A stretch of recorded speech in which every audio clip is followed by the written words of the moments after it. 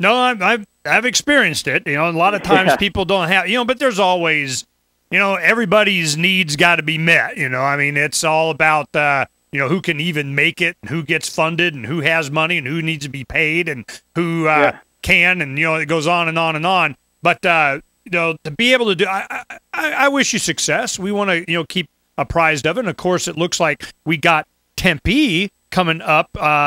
When is this? Tempe, Arizona, November 3rd. So November 3rd, we got all kinds of stuff going up right up until then. In fact, that weekend before that, Gary Johnson is coming to Phoenix, and we're going to show him some love. And, you know, having, you know, more GOP guys up there saying, you know, no drug war, no war. I'm hip to that. So, you know, we're going to be encouraging for that. But, you know, it's really a movement of the message of Dr. Paul.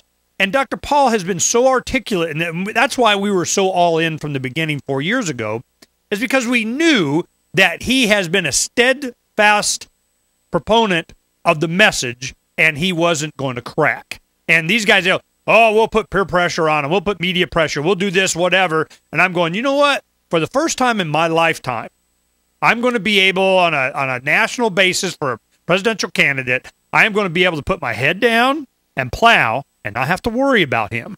And this is, I'm going, you know, what he said. Yeah, but what he said. I mean, I'm just, you know, so we can, you know, do what you're doing and advocate for getting the message out. Now, these locations that you're doing, are they universities or just towns or wherever you happen to have a theater? I mean, how's this working? Yeah, my regional coordinators have been doing venue identification. The first one is, you know, a guy that has a bar with a whole bunch of outside property that can hold about 3,000 people. And he's a Ron Paul guy, so he gave us an amazing deal. And our second venue in Portland is used to be a vaudeville theater. It's a smaller venue, but again, somebody who believes in the message and actually gave it to us for free.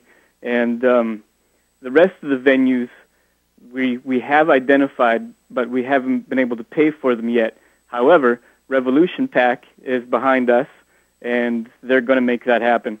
Well, some of the artists, you know, I know I just talked to Jordan Page yesterday. He released a new song, and we just got that out, and I'm still working. I was supposed to have it done, and I'm still working on the video with some graphics, so he has great lyrics. I see his name on here. Is he confirmed for some of these dates? Are we going to be able to get him in beginning of November here in Tempe?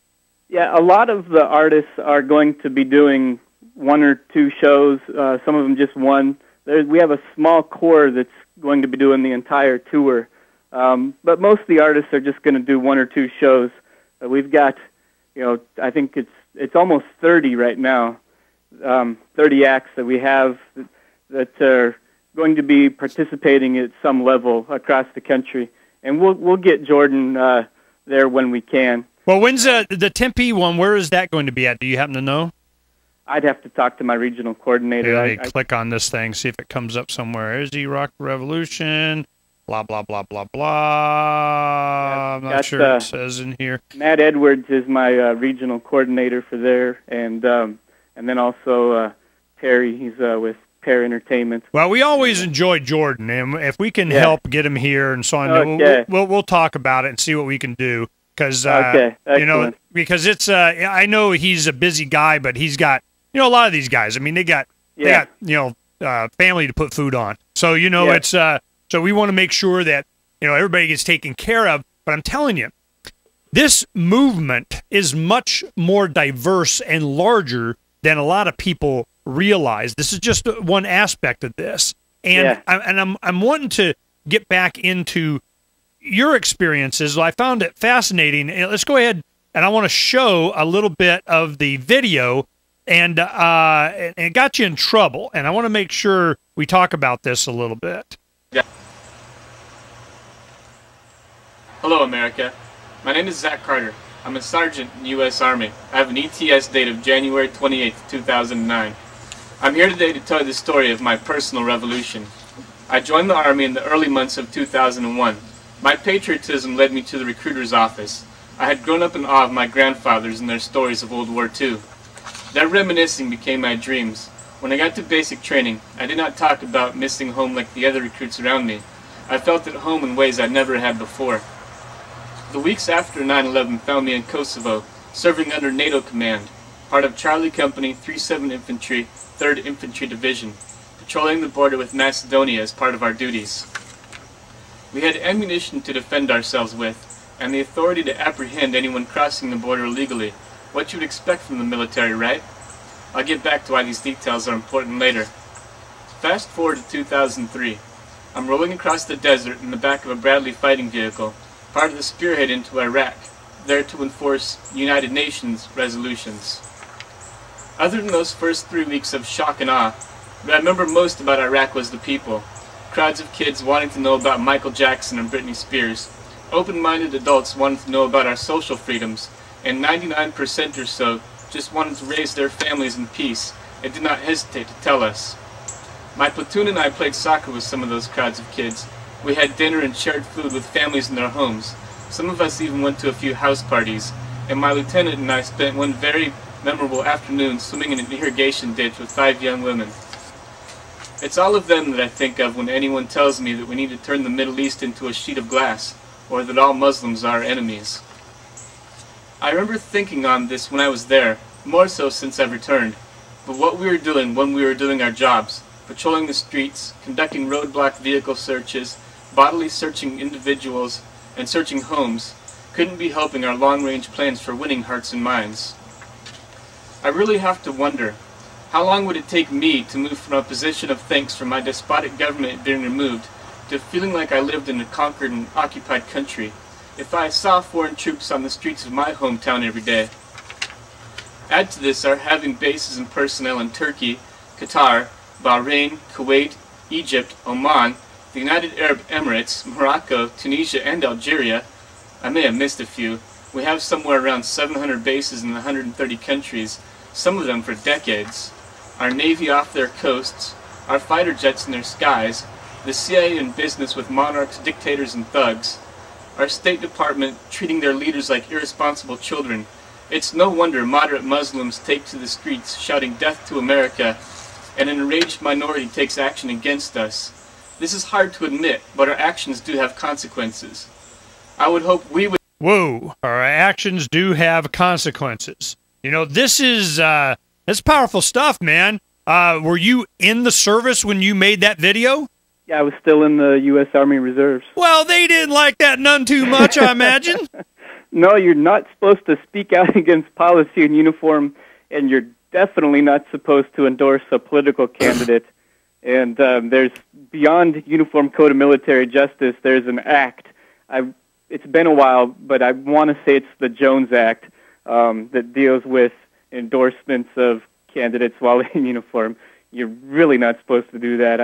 I really stepped in it on that one. Okay, now we're going to have this video up on today's archive so people can go and watch the whole thing, and you can see why you were in trouble. Well, tell me how that trouble manifested itself. What did they do? Did they, they come in, put you in handcuffs, they bring you in before somebody, they slap you on the wrist? How did this proceed? It was much more psychological than that. It was I put it up on a Friday. Sunday, I looked to see how many people had watched it. I had about, I think it was 80,000, and I was going, oh, wow. And then Monday morning, I got a call from my company commander letting me know that he was starting the paperwork, and he was going to push for a court-martial. And then I don't think it was even an hour after that, I got a call from the Pentagon. And NCOs don't usually receive calls from the Pentagon. And they let me know that I was under investigation, and that I. Well, what was the tone? Soldier, you're in you. I mean, they're yelling at you, or are they, just kind of like, hey, I got a box here. It needs to be checked off. I, cordially informed him of. Was it something like that? Yeah. The whole yelling thing that really goes away after basic training throughout most of the military. And no, it was very businesslike. They were letting me know that beyond being under investigation, that I faced the real possibility of court-martial and a lengthy prison sentence for what I had done. Now, how did the investigation proceed from there? You are informed. Then what? Yeah. I mean, are you starting to get papers? Are you meeting with people? You're talking, being interviewed? Well, I mean, heck, there's the evidence right there. I mean, so give me just a minute. Don't drag it out. But I mean, I need to know what steps happened, because this went over almost a year, didn't it? Yeah, it was 10 months long. It wasn't much though. It was a piece of paper every now and then, a phone call every now and then, letting me know that I was still under investigation. But at the end of the day, it was just it did nothing more than it had me hiding under a rock pretty much. Okay, now let me get this straight. One, there had to be some resolution to this. They came up and they said, you know what, your services are no longer required. I mean, but during the interim, were you still doing your job that you had before? No, I wasn't going to drill anymore on that one weekend a month, and I did not participate in the summer annual training. Okay, so you were in the reserve then. You were out. Yeah, I was in the reserves. I was out actively in the reserves. Yeah. Okay, so they only beat you up so much. Okay, so now I already had an honorable discharge from active duty and good conduct medals and theater ribbons, and so yeah, I think they just wanted to go away as quietly as possible. Okay, so this was, when did you do this? Was 2009? That was I made the video. It was right around Christmas holidays of 2007. Okay, we're looking at here. Okay, it was posted January of 2008, so it's like, around Christmas you were doing this in 2007. Yeah. So this was... that's a copy that somebody else made. The original was taken down. Yeah, see, that's one question I had. I'm like, somebody's saying, take that some bits down, but now it's like, everybody download it, and then you have it forever. Now, the one thing we got to keep in mind when this is, in December of 2007, this is the buildup. I mean, I remember before New Year's, right before Christmas, in the middle of December, we were a week and a half in New Hampshire. We were out in a cabin in the middle of the freaking neck-deep snow, putting up signs everywhere and so on. Then right after New Year's, we were another week and a half. We were back in New Hampshire right during, before the night of the primaries and all that kind of stuff.